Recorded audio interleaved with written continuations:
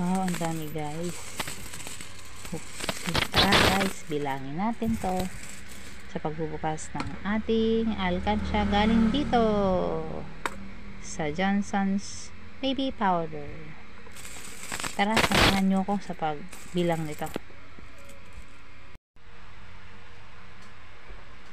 So hi guys, samahan nyo ko magbukas ng nakita kong Johnson's powder nung ako'y naglipit, and I thought powder lang siya, but I remember nung pandemic time naglalagay para ako ng coins sa isang Johnson's powder, so hindi ko alam kung nakalimutan ko na siya actually. Tapos nung nagliligpit ako, alam nyo naman pag may time yung mga nanay nag-aayos-ayos ng bahay, nakita ko siya sa isang sulok. So, limot ko na talaga siya. So, ngayon guys, samahan nyo kung tingnan natin kung magkano kayang laman nito. So, nagpapasalamat ako sa Panginoon kasi sa mga ganitong pagkakataon may nadudukot tayo. And I really didn't expect. Buksan na natin. Pamili ng gatas.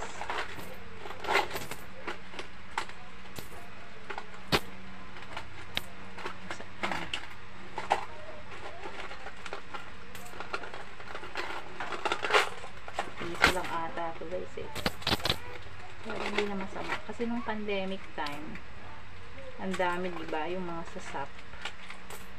Yung mga nagpapap-xerox guys, bawal lumabas din that time. Yung mga nagpupunta dito sa amin para magpa-xerox, magpa-photocopy. Ayan, piso nga. Parang hindi pa uso yung bagong 5 pesos yun nga. Parang hindi pa nga no. Wala man lang 10.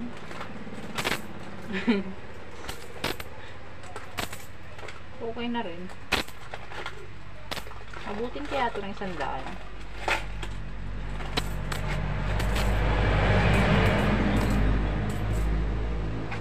Puro piso guys. Oo nga, piso lang talaga siya. Pero sabi nga yan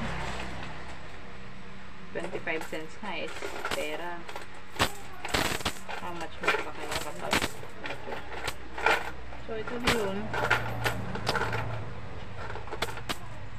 Haha, thank you Johnson's. Pwede ko ulit siyang lagyan, pero sa pagkakataon ngayon I think hindi na sa Johnson's, yung malaki-laki na para hindi ko makalimutan.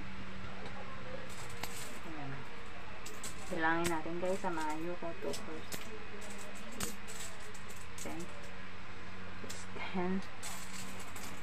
2 4 6 8 10. Pwede ka rin kayong mag-comment kung magkano ang guess nyo. Kaso lang dito live pwede nyo pass forward.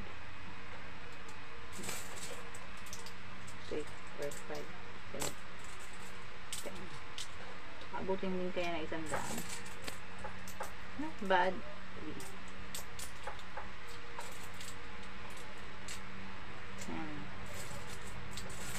Wala talagang 5 pesos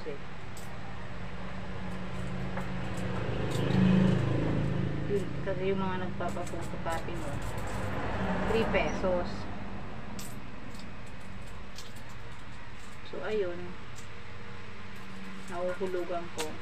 I think sa mga nag-iipon din I suggest yung mga hindi lahat barya, pwedeng papel, pero kung sakasakaling ganito, nakakatakot kasi kapag nagkasunog, di ba? Kailangan yung metal, or talagang sinasuggest naman na sa bangko mag-save. Ang problema Ang hirap naman kapag ganito, yung gusto mo lang maglagay-lagay. Marami naman paraan pag pag-iipon, guys. Hindi lang sa paglagay ng ano ng alkansya. Diba? So, ito isa na ring way para kahit papaano may madudukot ka. So, I suggest kung mag-iipon talaga, hindi lang a piso. Kasi pag ganito naman, okay naman siya kung marami. Pero much better yung 10, 20. Para mas marami talaga. Makakaipon ka kapag ano yan. Halimbawa, titimberin mo yung sarili mo pero hindi sa mga healthy foods. Titipirin mo sa pamamagitan ng instead na kakain kayo sa labas, pwede namang sa bahay. Kung ano naman, halimbawa yung bibili ka ng soft drinks, wag na lang, tubig na lang, yung mga ganung bagay ba. So, makakapag-ipon ka. O kung kaya naman may negosyo kayo, may sari-sari store, katulad ko po, nag-open ako pero kakaumpisa pa lang,